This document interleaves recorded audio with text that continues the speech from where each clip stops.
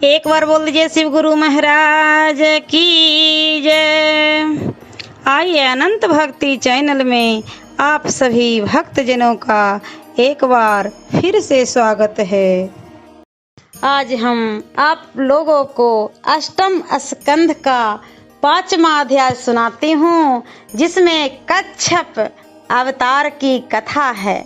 श्री सुखदेव जी बोले, हे राजा परीक्षित, अब मैं आपको 5वें मनवंतर की कथा सुनाता हूँ, जो तामस मनु के सगे भाई थे। इनके बलि और विनय आदि पुत्र हुए थे, जिनमें बड़े का नाम अर्जुन था। इस मनवंतर के इंद्र का नाम व्यूह था तथा भूतरथ इत्यादि प्रधान देवता और हिरण्य रोमा वेद सिरा और उधर्व बाहु आदि सप्तर्षि थे। इसी मनवंतर में शुभ्र की पत्नी विकुंठा से भगवान ने अवतार धारण किया था। इससे इस समय की देवता का नाम वैकुंठ हुआ। और जो लक्ष्मी जी ने पहले भगवान से प्रार्थना की थी, उस कारण भगवान ने वैकुंठ नामक लोक की रचना की, जिसमें भगवान का प्रताप गुण और ऐश्वर्य अपूर्णा था। उस वैकुंठ को लोग आज तक नमस्कार करते हैं। इनके पश्चात चक्षुष नाम के छठे मनु हुए, जिनके पुत्र का नाम चाक्षुष था और जिनके एक पुरुष, दूसरा पुरुष, तीसरा सिदुम्न नामक 3 पुत्र हुए। इस समय के इंद्र का नाम मन्यद्रुम था और आय इत्यादि देवता और हविष्मान और वीरक इत्यादि सप्तर्षि थे। इस मनवंतर में भगवान ने वैराज की स्त्री संभूति से अदिति नाम धारण कर अवतार लिया, जिसमें समुद्र को मथवाकर देवताओं को अमृत दिलाया और यही समुद्र से कमठ रूप होकर घूमते हुए मंदाचल को अपनी पीठ पर धारण किए थे। इतनी कथा सुनकर राजा परीक्षित ने कहा, हे ब्राह्मण, क्षीर सागर को भगवान ने क्यों मथवाया और इतने विशाल पर्वत को कच्छप रूप धारण उसे अपनी पीठ पर क्यों धारण किया था? देवताओं को अमृत कैसे पिलाया और इसके पश्चात क्या हुआ? भगवान के इन सब आश्चर्यमय कर्मों को मुझे सुनाइए।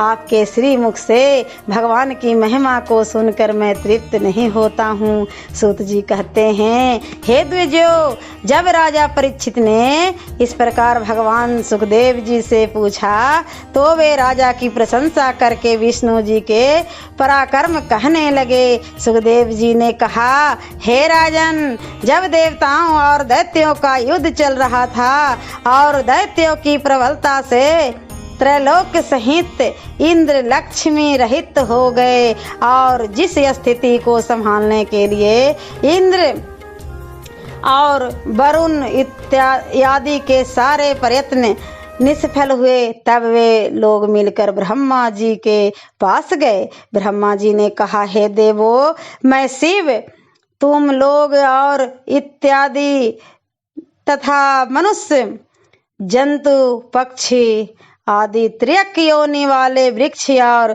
स्वदेज ये सभी जिसके अवतारांश अथवा उनकी कला रूप मारीच इत्यादि प्रजापतियों द्वारा रचे गए हैं, हम सबको उन्हीं अविनाशी भगवान की शरण में जाना चाहिए। वे ही भगवान सब सर्व सामर्थ्यशाली हैं। आओ हमारे साथ सब लोग उनके पास चलो।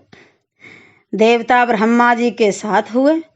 लोकालोक अंधकार के उस पार पहुँचे। वहां पहुंचकर देखें, बिना देखे ही देवताओं सहित ब्रह्मा जी उन सर्व सामर्थ्यवान नारायण भगवान प्रभु की एक बड़ी स्तुति की। ब्रह्मा जी ने कहा, हे सर्वांतयामी, आप सब विकारों से रहित हैं और आपका आदि अंत कुछ नहीं है। हे प्रभु, मैं ब्रह्मा सब देवताओं के साथ लेकर आपकी शरण में आया हूँ। आप प्राण, मन, बुद्धि और अहंकार के दाता हैं। आप आकाश आदि में सर्वव्यापक और 3 युगों में प्रभावित होने वाले मिथ्या ज्ञान से रहित और शरीर रहित हैं। आपका विद्या अविद्या किसी से संबंध नहीं है और आप इंद्रियों तथा उनके विषयों के ही तुल्य जान पड़ते हैं। अतः मैं आपके उस सत्य स्वरूप के शरणागत हूँ जो जीवों के लिए पहिए के समान घूमने वाले उनके शरीर का अवयव है। उन अवयवों में पहला मनोमय है जो माया के द्वारा घुमाया जाता है। इनमें 10 इंद्रियां और 5 प्राण, कुल 15 आरे लगे हुए हैं। इसमें 3 गुण, 3 नाभि है, जिसमें 8 प्रकृति की पट्टियां लगी हुई है। ये पुठियां कभी स्थिर नहीं रहती और हर समय घूमती ही रहती हैं।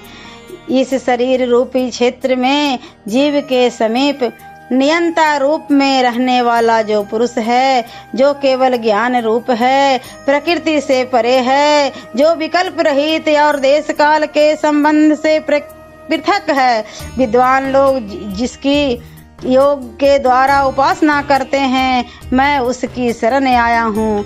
जिस प्रभु की माया का पार कोई नहीं पाता, जिसकी माया के वशीभूत होकर लोग आत्म स्वरूप को भूल जाते हैं और तत्वों के भेद को नहीं जान पाते, उस आत्म रूप माया तथा गुणों को जीतने वाले सब प्राणियों में एक रूप से वर्तमान ईश्वर को मेरा प्रणाम है। जिस ईश्वर ने देवताओं सहित मुझको और सब ऋषियों को अपने सतत्व गुण से बनाया है, वह स्वयं ही भीतर बाहर सर्वत्र प्रकाशित है, जिसके उपाधि रहित रूप को कोई नहीं जान सकता, जिसकी स्वयं बनाई हुई यह पृथ्वी से ही उसके चरण है, जो स्वयं महापुरुष और स्वतंत्र हैं, जो अनंत ऐश्वर्यशाली हैं। वह ब्रह्म हमारे ऊपर प्रसन्न होवे। जिस महाशक्तिमान पुरुष का जल ही वीर है और जिसके ही वीर जल से 3 लोक और समस्त लोकपाल उत्पन्न होते तथा जीवित रहकर वृद्धि को प्राप्त होते हैं, वही ऐश्वर्यशाली ब्रह्म हम पर प्रसन्न होवे। जिसकी शक्ति चंद्रमा और देवताओं में स्थित है, जिसकी शक्ति से अन्न प्रकट होता है और आयु प्राप्त होती है, जो प्रजाओं की वृद्धि करने वाला और वृक्षों का राजा है, वही परम ऐश्वर्यशाली प्रभु मुझ पर प्रसन्न होवे। जो अग्नि और धन को उत्पन्न करने वाला, समस्त कर्म कांडों को उत्पादक और समुद्र में बड़ा बानल रूप से अपने प्राचीन योग्य धातुओं को पचाने वाला है, वही परम ऐश्वर्यशाली ईश्वर हम पर प्रसन्न होवे। जो ईश्वर ब्रह्म की उपासना का स्थल है, जो मुक्ति का द्वार है, जो मृत्यु से रहित है और जो वायु रूप से समस्त चराचर का प्राण है, जो यह बल और ओज है, जिसके प्राण से ही वायु प्रकट हुआ है, वह परम ऐश्वर्यशाली ईश्वर हम पर प्रसन्न होवे।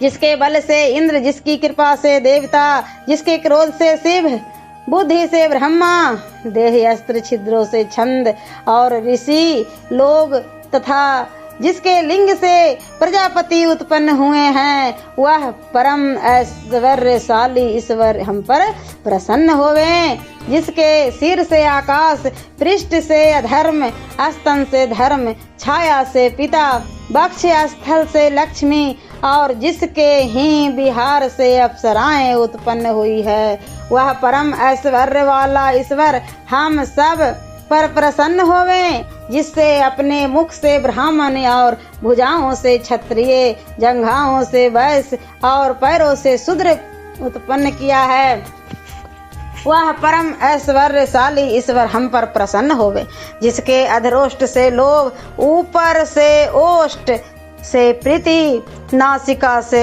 अश्विनी कुमार, स्पर्श से पशुओं का रूप और अज्ञानियों के लिए उनके हितकर कार्य और भावों से यम तथा वैरानियों से काल की उत्पत्ति हुई है।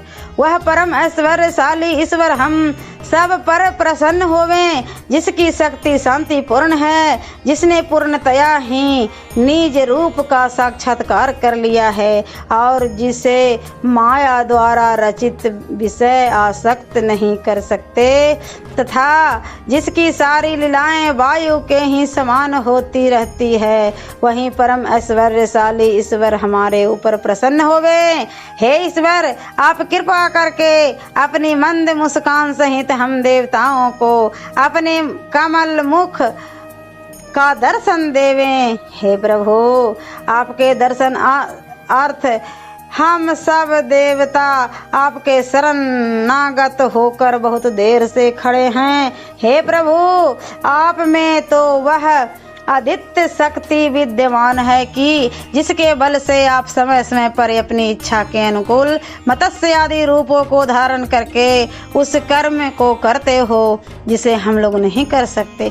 हे प्रभु, शरीरधारियों के समस्त कर्म बड़े क्लेश युक्त हैं, क्योंकि वे विषयों के लिए ही नाना प्रकार के कर्मों को करते रहते हैं। इसी से निरर्थक है, किंतु उनमें जो अपने सब कर्मों को आपको अर्पण कर देता है तो उसका वह कर्म निरर्थक नहीं होता। देखने में तो पुरुषों के एक से एक योग कर्म होते हैं, परंतु वास्तव में उन कर्मों से कोई भी पुरुषार्थ साधन नहीं हो पाता, क्योंकि वे कामना से किए जाते हैं और उसमें कर्ता का अहंकार होता है। परंतु यदि उन्हीं कर्मों को कर्ता ईश्वर का समर्पण कर दे तो वह व्यर्थ नहीं होता, फिर वह सबकी आत्मा प्रिय और सबको हितकारी हो जाता है। जैसे वृक्ष की जड़ को सींचना, उसकी तना जंघा और शाखाओं का पोषण करना है, वैसे ही विष्णु जी की आराधना करना समस्त प्राणियों की तथा अपनी आराधना करना है। हे प्रभु, आप अनंत हैं, मैं आपको तर्कों द्वारा सिद्ध कर सकता हूँ। आप तो अपने ही तुल्य कर्मों वाले निर्गुण गुणों के अस्थाई और सदैव अपने सतत्व गुणों में स्थित रहने वाले हैं। सो हम सब देवता आपको नमस्कार करते हैं। ओम नमो भगवते वासुदेवाय नमः। और अष्टम स्कंध का 6वां अध्याय मैं अगले वीडियो में सुनाती हूँ। ऐसे ही मनोरंजक कथाएं, कहानियाँ और भक्ति गीत सुनने के लिए हमारे इस चैनल अनंत भक्ति को सब्सक्राइब करें और वीडियो अच्छी लगी हो तो लाइक का बटन जरूर दबाएं। धन्यवाद।